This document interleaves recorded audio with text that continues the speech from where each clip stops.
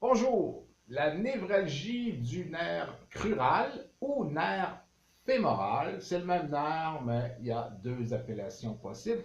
Comme sur cette charte, par exemple, c'est le nerf fémoral qui est marqué, mais c'est le nerf crural aussi. Veut pas si il est pincé ou dans une situation difficile, une compression, il va y avoir douleur, peu importe son nom. Alors, on a le sciatique qui est son voisin, le voisin du bas. Alors, le nerf sciatique, on le voit très bien, c'est le plus gros nerf du corps humain et il est très gros. Et évidemment, ce sont ses sorties dans le bas du dos, L3, L4, L5, les dernières vertèbres lombaires. Et juste au-dessus de lui, L2, L3, L4, on retrouve le nerf fémoral qui, lui, va innerver juste à côté.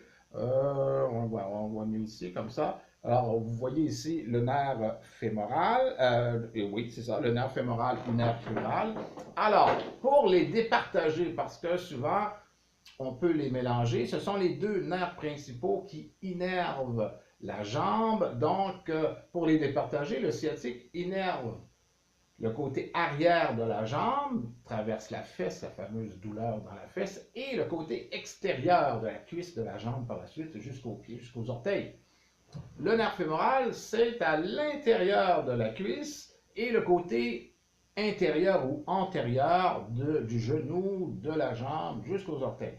Donc, même type de douleur, même type de problème, suite à une compression, il va enfler. Dès que le nerf enfle, il est encore plus emprisonné entre ses vertèbres de sortie et là, on tourne dans le mauvais sens. La douleur pour le nerf crural, c'est surtout à l'intérieur de la cuisse. Ça peut même aller au niveau du sexe même, parce qu'il innerve une partie de cette région-là avec le nerf honteux, un nerf qu'on va parler un petit peu plus tard. Alors, cette douleur-là, évidemment, est très incapacitante, puisque c'est un des deux nerfs qui vous permet de marcher. Alors, à ce moment-là, c'est sûr qu'il faut enlever cette douleur-là. C'est relativement facile, remarquez bien, c'est la bonne nouvelle, puisqu'il est beaucoup plus petit que le nerf sciatique et il y a beaucoup moins de cruralgie que de sciatalgie pour ces raisons-là. Et pour les départager, si vous avez un problème de sciatique, et que vous vous penchez vers l'avant, ça devrait vous soulager parce que vous libérez l'arrière d'où il sort. Mais le nerf fémoral ou crural, lui, passe par le devant et innerve le devant. Donc, si vous vous penchez par en avant, ça ne va pas améliorer les choses, ça empire la situation parce que vous allez empirer la compression. Dans les deux cas, un anti-inflammatoire est de mise et vous allez l'installer en externe à sa sortie, donc dans le bas du dos, L2, L3, L4, dans le cas du nerf crural. Alors, ça peut être n'importe quel anti-inflammatoire acheté, ou encore, moi, personnellement, je préfère les huiles essentielles. Trois huiles essentielles pour ce cas-ci, girofle, menthe poivrée et Golteri ou thé des bois, tout dépendant si vous êtes en France ou si vous êtes au Québec. Bon, une fois l'anti-inflammatoire installé, et les deux autres sont des analgésiques et des anesthésiants, ce qui fait que vous allez beaucoup moins sentir la douleur, et c'est ça qu'on veut, dans le fond. Et surtout que le nerf, lui, sera plus petit. Il va désenfler, donc il va être plus petit, beaucoup plus facile à ce moment-là à dégager.